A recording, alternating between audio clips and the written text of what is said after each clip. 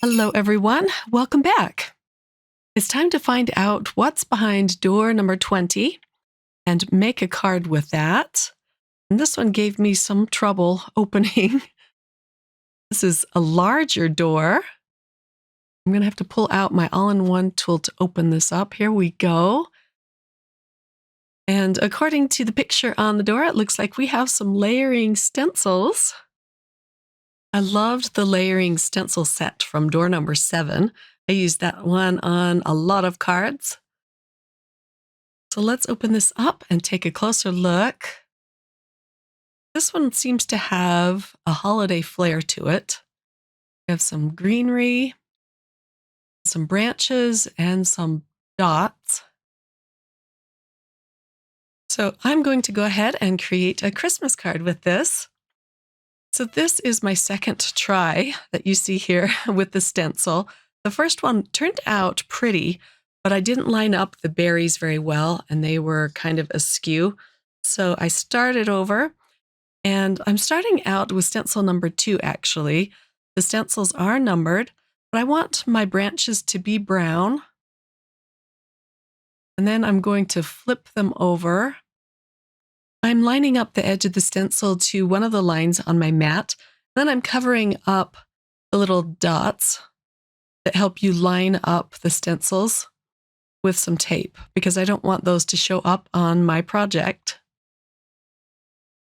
I like to go over the stencil several times with the ink to get it nice and dark.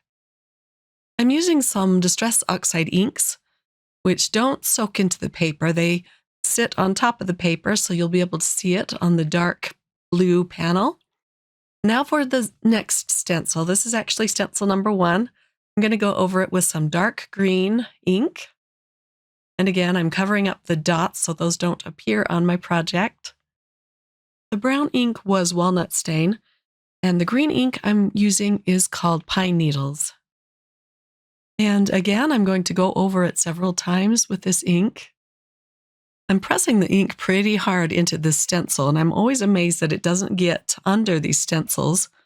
It just turns out perfect. Looks so pretty on this blue cardstock. It does help to have a mini blending brush to get into these small places and to not get ink onto the panel where you don't want it to go. And let's flip the leaf stencil. Look how pretty that looks on the blue cardstock. I'll line it up again.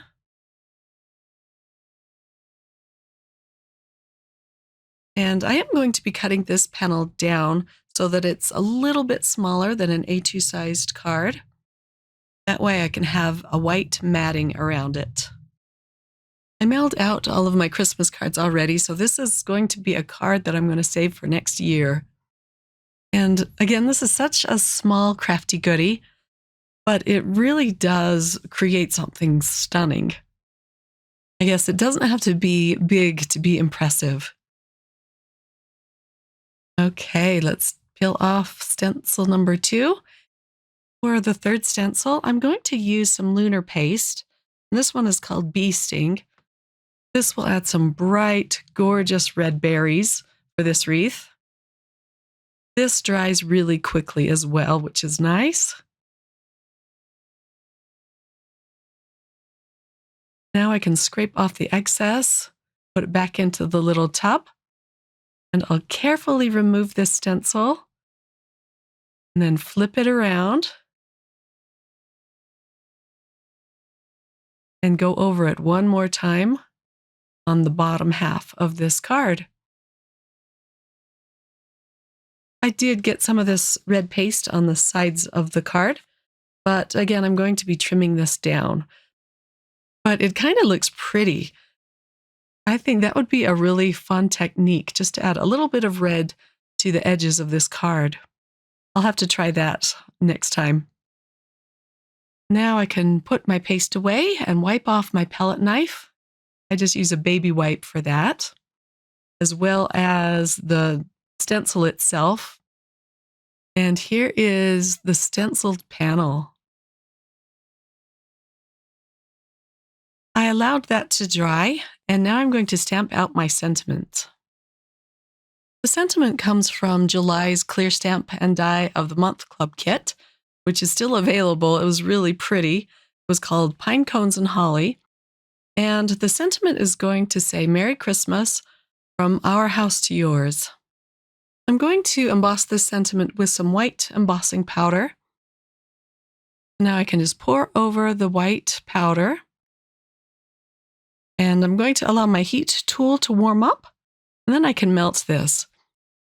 The sentiment's going to coordinate really well with the white matting around this panel. Once that has cooled, I'll take a tissue and just kind of brush off the excess anti-static powder. I'm adding a lot of tape runner to the back of this panel. It did warp a little bit when I embossed it. And I'll center this on my white card base. I'm going to add one more thing to this card. That is a pretty red bow at the top. I'm using a glue dot to secure this. Then I can trim off the ends. And here is the finished card. This stencil is so pretty. I had a lot of fun playing with it. And I love how the lunar paste berries just pop off the front of this card. It's so stunning. Thanks for watching, my crafty friends. I hope you have a wonderful day, and I'll be back again tomorrow for day number 21. Take care. Bye.